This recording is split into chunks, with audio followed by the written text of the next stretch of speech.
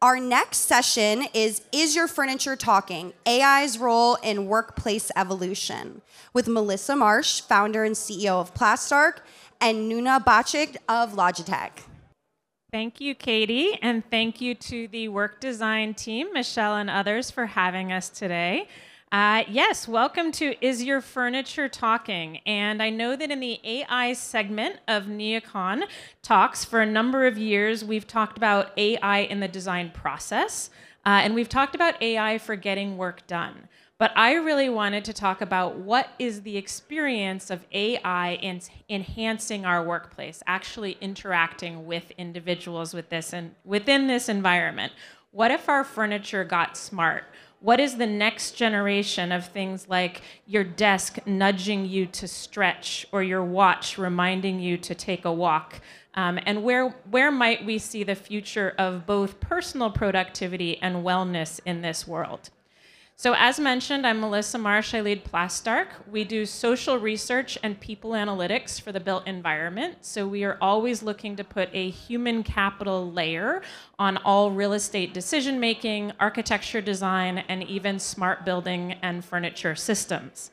I could not think of a better colleague to have helped me address this topic of smart in the office than my colleague Nuna Becic, who is going to also introduce herself. And then we're going to do a little fireside talk and explore what is going on in this world and what might we see in the future, as well as how AI is helping address some of the other topics we've been hearing about at NeoCon so far, topics of equitable environments, inclusive environments, cognitively diverse environments, et cetera.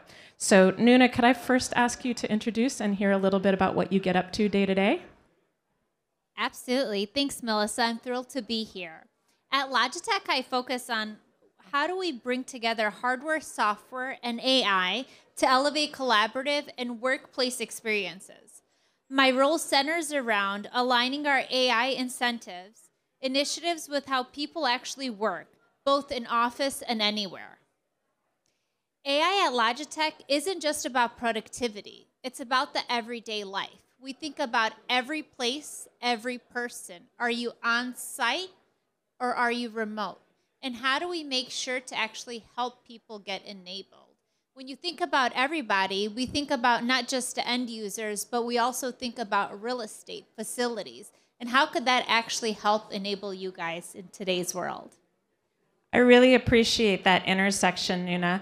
And how do you see AI transforming workplace environments beyond productivity? Can you share particular examples of Logitech's product portfolio that are helping employees connect and engage more effectively? Absolutely. AI is enabling more connected, inclusive, and intelligent spaces. There's 3 areas that I can think of that it actually starts with. Smart reservations. So employees can reserve desks when they're near their employees.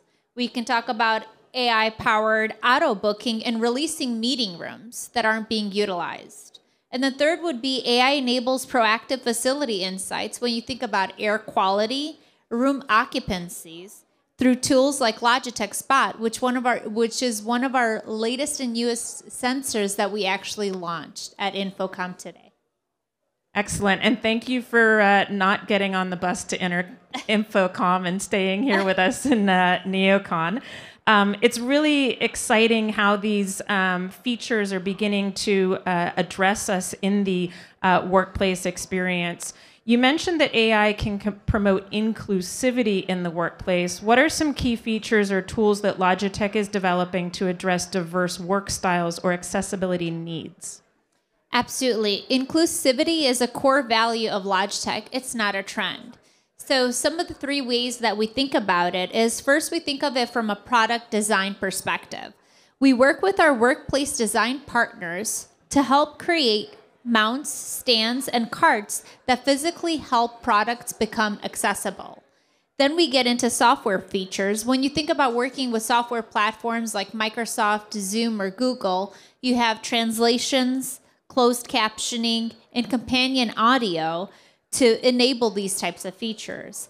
And last but not least, inclusive AI, when you think about cameras that actually frame everyone's equitability in a hybrid meeting so remote workers can actually feel seen and heard. We've been talking about smart buildings for a long time, but it seems like they really are finally here. I was so delighted, and one of the reasons why I invited you to this conversation was because I think that the parts and pieces that Logitech brings to our fingertips, quite literally, really do connect many of the things that matter to us here in the design world. Absolutely. Well, how about we get a little bit in your world? I think we had enough about the tech stuff, haven't we? All right. I see everyone's frowning. They're like, enough is enough.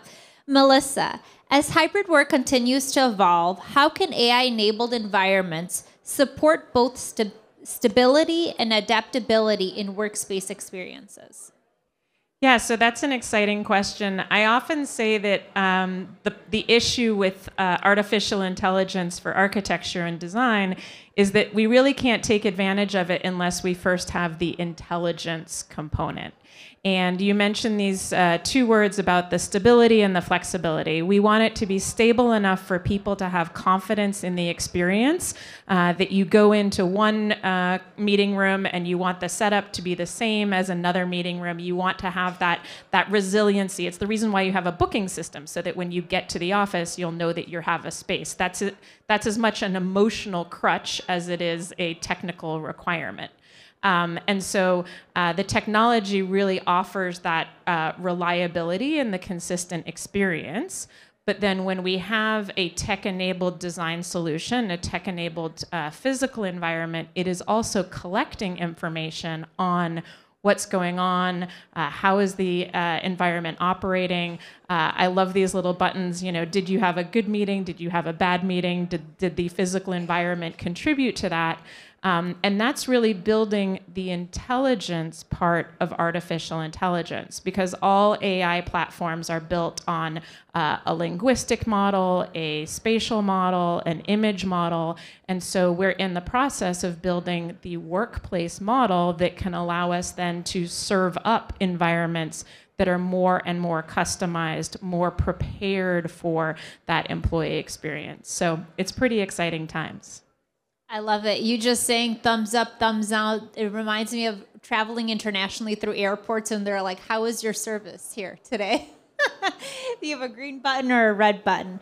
But to get into that, I think we talk about, from your perspective, working with clients across various industries, what are some of the biggest misconceptions about integrating AI into workplace design?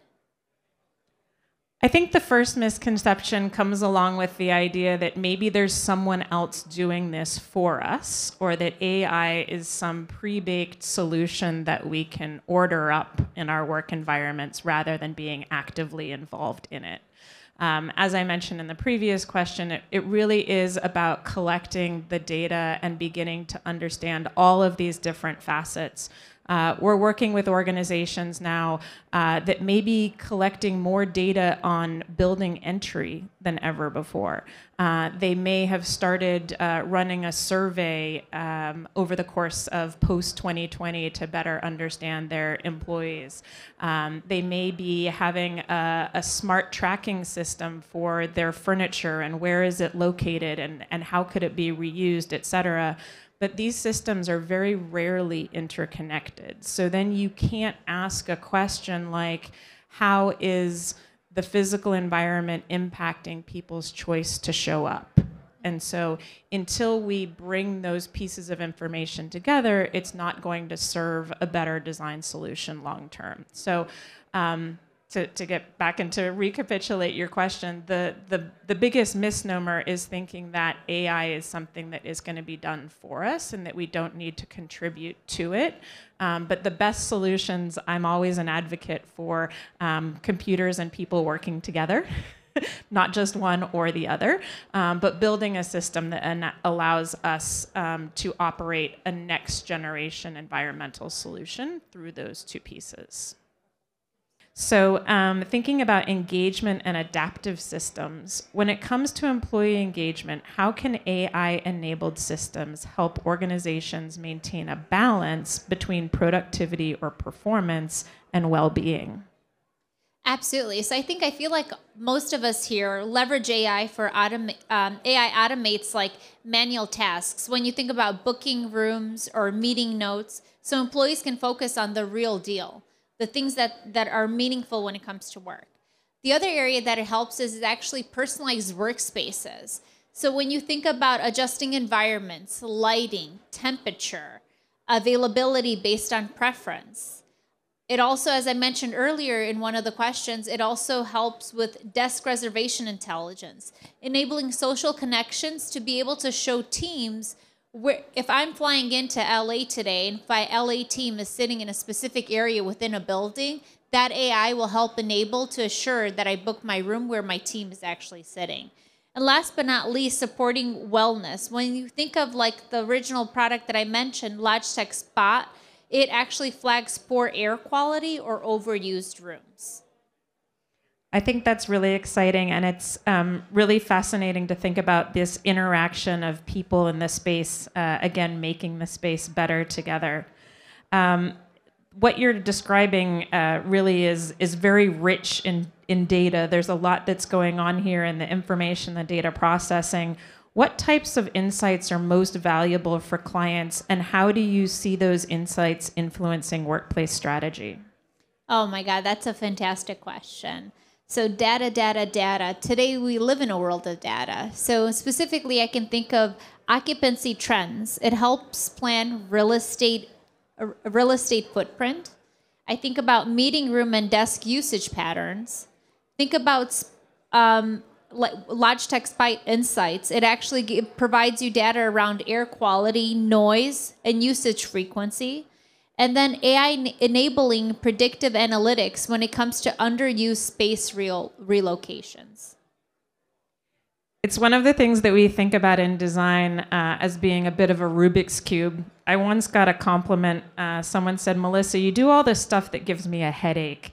And I personally took that as a compliment. I'm not sure if anyone else would. But one of the things that it made me think about is how much different information needs to come in to get a particular solution right. We think in design of something like adjacencies or proximities between one another. And in the old world of design, we might have spent months trying to figure out which departments might sit next to which departments in the future. And what you're saying here is that there's actually data going into something that could be dynamic processing of that. Correct. So like, hey, Nuna, you sat in this seat next to this person last time you were here. It's been a few weeks since you came into the office. Would you like to see that colleague again? Or maybe do you want to pick a wild card and sit next to someone else? So there's a lot of information going into that. Absolutely. No, I love that approach, and your summary is actually on point. One thing I would love to be able to understand from you, Melissa, is how do you approach measuring the impact of AI-driven systems in workplace? Are there specific metrics or behavioral indicators that you find most compelling when assessing employee engagement? So this is a question of the hour. I was actually presenting on the topic of nudges and how we get our physical environments to give us that little positive nudge. And one of the questions at the end of the program was, I've got a nudge for you. Can you tell me about how we get people into the office? Can you nudge people back to the office for me? And so I think we've always thought of presence or choice to be in a location as a metric of that place. So, we might think about daylight, fresh air, water, all of these different parts and pieces that we know people enjoy. And the sum of it is, do they choose to come to this place? And so I think that that choice and preference are still definitely a sign of effectiveness, but it's certainly not the only sign. We need to search high and low for other things that express that are evidence of that success of an environment. Back to the happy meter, I certainly think that people's evaluation of an environment or an experience is one. And do they choose to come back? While our physical design may not be the deciding factor or the only deciding factor above and beyond commute or social responsibilities, it is certainly a way to make if people have a good experience, they're going to come back to that experience.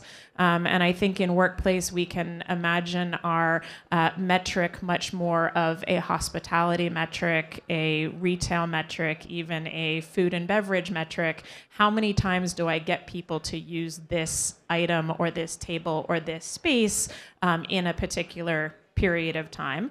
And in order to have that high utilization, we may need to have more people assigned to less space. Perfect. No, I think that's wonderful. Another thing that I would love to understand is when introducing AI-driven workplace systems, how do you see organizations navigating the change, especially with employees who may be skeptical or overwhelmed? I think there's two pieces of that. One, the skepticism may be around the wanting to be monitored that may be an experience in that technology environment. But when it's serving up a better experience, then there's an immediate payoff. You don't stand on a street corner advertising your location to the internet world unless you're expecting to get a ride from Uber or Lyft, for example. So when you're giving an advanced experience by having that data integration, that's a real win. I think the other side of that may be only partially related, but I find a lot of organizations are not giving very helpful guidance to their employees about either using AI or what might be tracked in a particular environment. So the other thing is transparency and honesty about what's going on and how it's intended to be used. I think that will make a big difference. I love it. We were going to ask some audience questions or offer some audience questions, but we've got just a couple minutes left. So I do want to advertise that we'll have a few more minutes after this event. If you would like to stick around, we can do individual Q&A. But one last question. Nuna, if you could highlight one AI-driven innovation in the workplace that excites you the most, what would it be and why? Oh, man. I think overall, I'm enthusiastic about AI. I love AI. But I think what excites me most about AI is actually how AI is becoming invincible, seamlessly woven into the fabric of our everyday work without complexity. At Logitech, one of the most powerful examples is how we're using AI to make meetings not just more efficient, but more human. Our multi-camera solutions like Rally Bar with Intelligent Director, to frame every speaker individually, no matter where they're sitting in a room, giving remote participations that feeling that they're having a front row seat conversation, to me means a lot because I'm a remote worker. And when I'm collaborating with some of my colleagues that are in San Jose, having that one-on-one engagement, being able to see every single, imagine all of you right now being in a meeting room with me and I see every single one of you in a box and I'm able to actually connect to you one-on-one. To me, that's transformable. It's an idea that AI can elevate equity, presence, and purpose to a workplace, and I think it's transformational. I just have to give a shout out to Rally Bar. This piece of equipment is using AI intelligence to see who the people are around it in an open environment. So I know as a designer, I have wanted to have open AV systems for quite some time, but you only had the choice of everyone leaning in and being too close or having an AV piece set up that was blasting the whole audience, the whole office environment, not just the audience. So this is literally the experience of a 4 to 5 person meeting room or even a 10-person meeting room, but with no exterior wall required because all the work of figuring out who is part of this meeting is being done inside the equipment, and that is where AI is serving up a completely different experience. So it is so cool. But one last question, and then we'll get off the stage. Absolutely. Melissa, looking ahead, what emerging trends do you think will have the most profound impact on workplace design in the next 2 to 3 years? I'm not sure that I'm going to get too profound yet, but I have really enjoyed being here at NeoCon and seeing the focus on making places unique and specific so that not every place feels like every other place in the world, but how can we amplify what is unique, almost thinking about more where you would go on holiday than where you would go to the office. The importance of play and being playful in our environments, and lots of focus on acoustics, but it's not all foam and wall boards anymore. There are intelligent and artificially intelligent solutions to the future of the acoustic experience.